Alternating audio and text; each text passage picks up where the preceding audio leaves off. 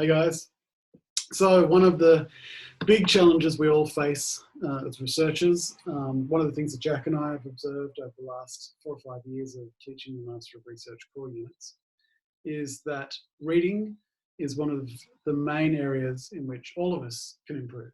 Yeah, it sounds like a really obvious and basic skill, but we're going to really try and suggest to you that it's not. The level you've got to read at is not basic and it's not easy. In fact, reading is really, really, really hard. Okay, this person, we all sort of recognize ourselves in this person. Anyone who's ever studied has looked and felt like this, and you're going to look and feel like this a lot in the Master of Research, both in the core units and in your electives, and all the reading you're going to have to do for your research project. And we're going to talk a lot about slow reading in week 0, and we've got a few videos on it even before week 0, and it'll be an ongoing theme. But the most important message we want to give you is to normalize the idea that reading is hard. Alex, do you want to tell our brief anecdote about what we learned last year? Well, last year we employed a literacy advisor and coach within the Master of Research. We're hoping to do the same again this year. And after a full year of seeing students 1 day a week, an hour one-on-ones, organising bespoke reading training programs for each student. One of the things that Dr. Renee Lockwood was the person, one of the key things she told us was that many students had come to her saying that one of their key challenges was that they felt like they weren't fast enough. They couldn't read through articles. They felt like if they couldn't get through a journal article in like 1 hour, then there was something wrong with them. And our experience and Renee's advice is that that couldn't be further from the truth. Like if there's something that characterizes research writing, it's that it's incredibly complex and very difficult to parse and understand. Even if you're an expert in the field. Even if you're an expert in the field. And so what it requires from you as a reader is time and dedication and practice. And that's what we're going to kind of prime you for today in this video, but we'll keep developing it through the semester. Yeah, and we can look briefly at a couple of reasons or a couple of points that are more specific about what we mean about reading being hard. And at graduate level, right, the first big problem, aside from anything else, is time. If you're a full-time student, you should be paid by the government like it's a full-time job. Then you could actually spend 40, 50 hours a week, whatever it may be, dedicated to the deep, slow kind of thinking that's required for research. But we don't get that time in society. Our whole society is structured. We won't go into a big rant about neoliberal economics. We'll do that every week. Well, yeah, we'll do it every week. But there's a big social kind of problem of expecting you to do research while also expecting you to earn money and have a life kind of elsewhere. That's outside the uni, as it were, and then inside the uni, in that context, reading's hard, and especially at this level, you're going to have to read texts that are really difficult. They're often unfamiliar, and you're going to have to read not just deeply but broadly. And they are by nature difficult and unfamiliar because if we're in the world of research, everything that we read that's current is at the edge of what we understand about the world. So it has to kind of, the content matter has to be difficult, it has to be unfamiliar to us all. And one of the big changes here, though, especially if you're coming fresh from an undergraduate program, is that you'll find just like there's a change that we'll talk about in your writing mode, there's going to be a change in your reading mode. And that is that whereas previously most of the reading that you've done has probably been to kind of look for information, see like what did these people say. Now as a researcher, one of your key duties is to look for problems. That is, you use texts, journal articles, books or whatever, to think about the world and to see problems in the world that you want to help solve as a researcher. And the other big problem is that most published research is not written very well. This is a theme we're going to talk about a lot in our writing video and all the stuff we talk about in writing in week 0 and onwards. But it's a really important point to stress, because it's not that readers are stupid or dumb or something like that. It's that most academic writing is done by people who aren't trained writers. Even though it's a weird paradox that we'll get into later, we're professional communicators in this industry, but we never do writing training. The staff are often kind of not much different from students in writing ability. Again, that might sound strange, but it's something we'll try and convince you is true later. There are very few graduate programs around the world that prioritise writing training, even though as researchers you are a professional writer. Yeah. Like the main product that you produce, the main thing that you are required to do is write. You've got to write journal articles, books, you've got to write advice, reports, like whatever. Writing is what you need to do, but ironically, we don't, as an industry, we don't train writing. That's what we're trying to do here in the MRes is begin correcting that problem. Yep. We're going upstream to some of those big issues because we think that'll empower you to do your own creative thinking and research. Yeah. Now let's talk about the internet because a lot of people blame the internet. Yeah, and I think we can blame the internet. Back in my day, I used to read books and everything was fine. In one sense, yes, the internet has changed everything, if we're talking colloquially. And one of the biggest changes as far as we're concerned in this sort of topic is that people get accustomed to reading short, quick things. There is a real dynamic. There's been a bit of research, not massive amounts, but enough that we can see these pressures pretty clearly, that people's tendencies are now trained towards short surface reading rather than deep immersive reading. And again, that's something we'll talk about a bit more later because there's other issues like just simply the fact that you have more distractions available in the context where you're reading online. And that's not a trivial thing. That's a massive thing. But on the counter argument, we can actually think that the internet maybe hasn't changed everything because literacy itself is a really new skill in the course of human evolution. Humans haven't changed. And literacy is like 6,000 years old. That's nothing. Our brains haven't changed. Like we have evolved over a period of millions of years from our like most recent primate ancestors are kind of 2, 3, 4 million years ago. Since then, it's been evolution of sort of humans and their ancestors. That's 2 million years, and we've had writing for 6,000. Like the fact that we can do it at all is remarkable. And again, we stress this to you because you should think that it's hard, and you should think that it's a skill worth developing. Absolutely. And here's a link as well to this article that we're getting some of this from. We'll put a link to in the description down below. I've always wanted to say that on a YouTube video. We'll put a link in. We'll put a link in the description. So this is the key point that we're trying to develop here in terms of thinking about what stops us reading. Is there are these big social pressures that make it difficult for us to do deep and slow reading. And this issue of social pressures is a theme throughout Researcher Development 1 that we'll return to in a number of different domains. But here we're thinking about it in terms of reading, that there are a lot of reasons that stop us being able to do the kind of deep and slow reading that we need to do as researchers. And we want to talk quickly about skim reading versus slow reading.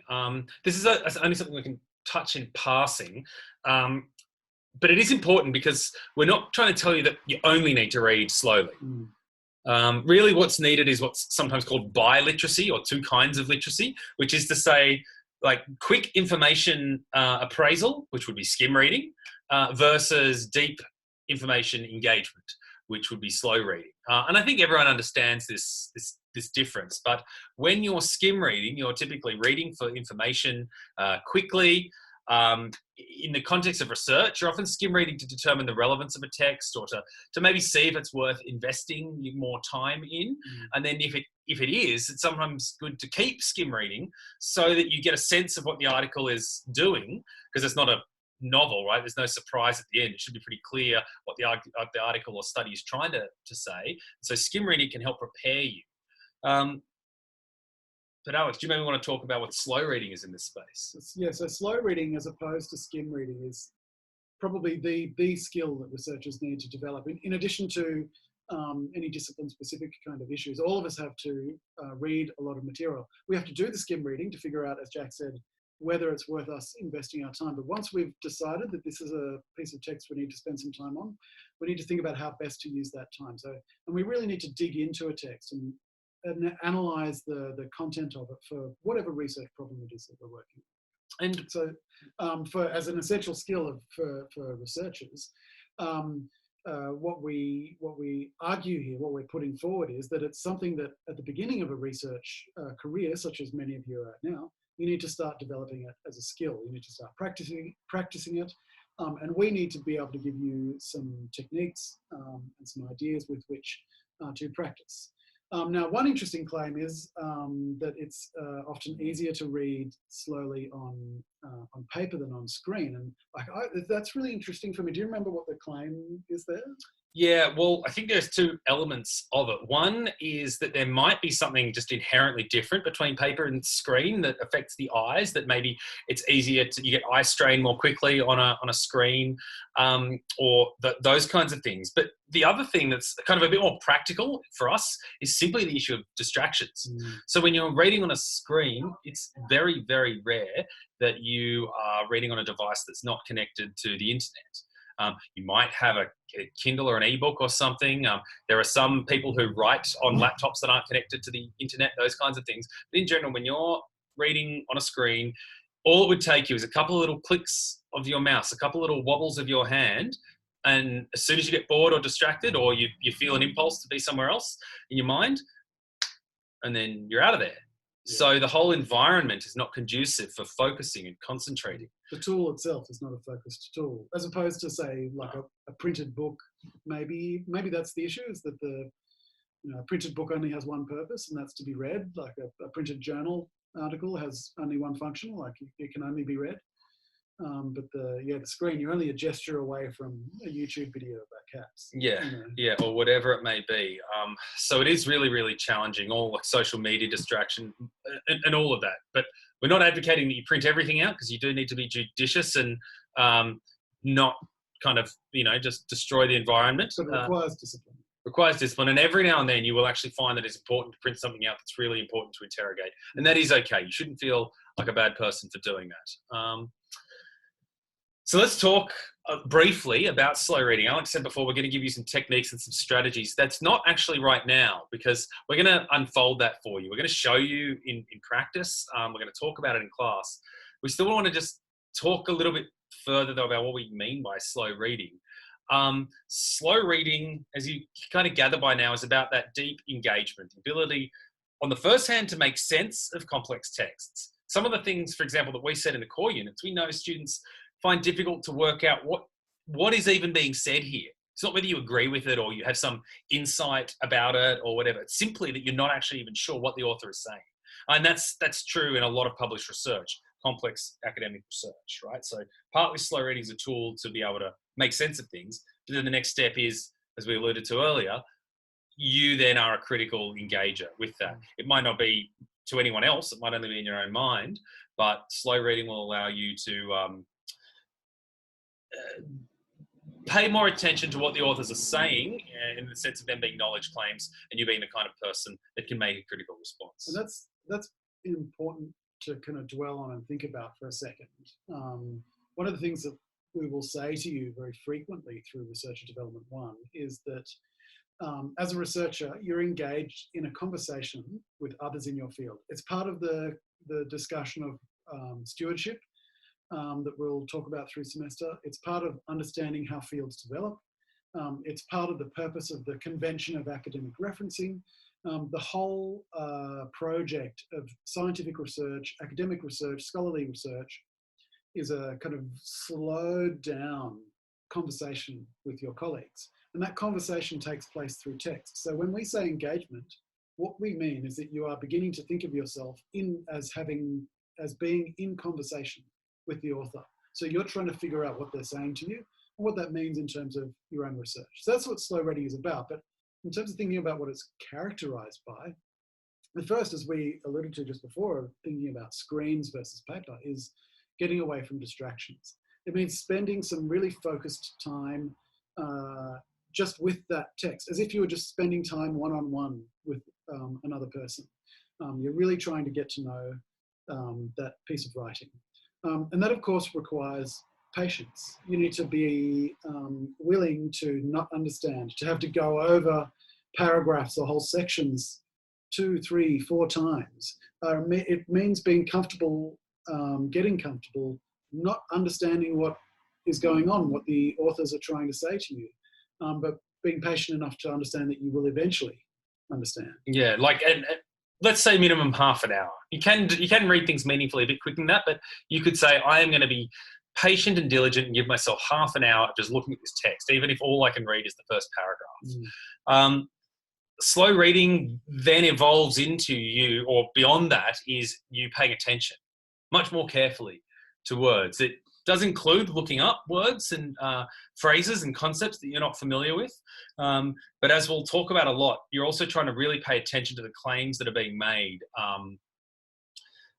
by the authors, and you're reflecting on what's being said. You're reflecting on what's not being said. And hopefully you get into the habit of writing reflective notes. And that can be as simple as using, if you are reading on a screen, using a highlight function and adding a comment. That's a kind of stopping and reflecting and being slow and deliberative.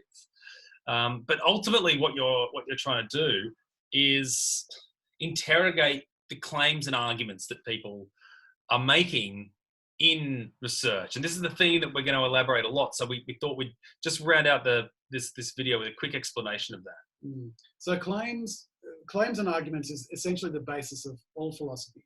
And all research that we do is basically philosophical interrogation of the world using different research methods. And it all boils down to, you make a claim about how you think the world works, and then you provide an argument that supports that, or helps you put forward that claim, explains the reasoning for that claim. One of the things that we need to do as researchers is determine, is the claim reasonable, is it justified? And are the arguments, that is the methods and the language that the authors use to support the claims, are they sufficient? Do they work? And that's when we say pay attention to words, that's what we mean. That's paying attention to words, it's paying attention to clauses, sentences, paragraphs, sections, chapters. Like, it's paying attention to packets of text that have some meaning in terms of the claim or the argument that's being put forward. And then reflecting on all of that. So it's this kind of cycle, this loop. So that kind of intersects with a lot of the things we're going to be talking about in other parts of the unit and other parts of the degree, right? But let's give you 3 messages to finish with. Basically the same as what we started with. The first is that reading is something you need to practice. And that goes to being patient. And that goes to, as Alex said, dealing with not understanding, getting used to having to reread things, but understanding that that's what everyone has to do and not feeling stupid, all right? And that is basically point 2. Don't feel stupid. Don't feel ashamed about being confused or frustrated. It's fine to feel confused and frustrated. We're not saying don't feel confused and frustrated. In fact, it's probably good to feel confused and frustrated because it's out of that confusion and frustration that good insight can come. Yeah. And it's fine. It's what everyone does. So, like, it is not a problem to find things really, really, really difficult, okay? And the logical follow-on of that is that it's okay to go slow. Don't feel like you need to get through a journal article in just 1 hour. If I were to think about like an ideal kind of amount of time to go through a single journal article, like, I'd want a whole day at the very least, to really dig into the article. Well, maybe at the very least you could say 4 hours. Maybe. Like, if it's one that I decided though was like super worthwhile, then I'd want a whole day. Yeah, because it would involve reading it and reflecting and probably making some notes. Yeah. And there'd be a lot of writing of my own involved in that. Yeah, but then there might also be something where it's not the most important thing you're going to read, but it's just it is important that you understand it. It could easily take 3 or 4 hours to read that. Absolutely. And very often can. So, especially when you're kind of trying to figure out, if something like the discussion follows the methods that the authors have laid out. You kind of need to do a lot of piecing together. And you can only do that by slowing down. And that 3rd message, it's okay to go slow. Like, we really want to underscore that. We'll come back to that message again and again through semester. Jack is going to take you through a slow reading of Helene Miale's really interesting book about the Hawking Lab. That's if you're watching these videos in order. If you're watching the video in order. Which is itself, it's a really interesting book. It's really hard to read. Like, it's a difficult, complex piece of text. Yeah. So that's it. If you've gotten to the end of the video, we do thank you. Congratulations. I think we're basically going to adopt a policy of just rambling a bit at the end of the videos because the statistics show that by now virtually no one is watching. So if you are, that's not a jibe. That's just a bit of reality. So that frees us up at the end. I reckon this could become a bit of a thing. The end of the video could become a bit of a after party. The Jalex end of video banter. Yeah, something like that.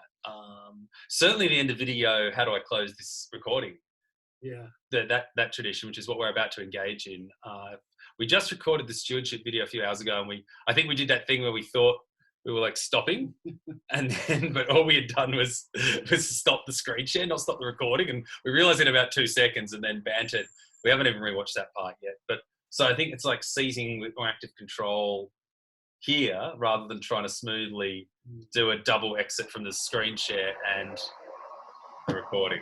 So if you watch the video slowly and you now find yourself at the end, congratulations on being one of the few people to get all the way to the end. And apologies for the cars and trucks outside. There was at one point someone really loud outside, and I had to just up my volume level to try and account for her, and then she got away. So what left, but should we leave it there? Is that a wrap? See you in the next video.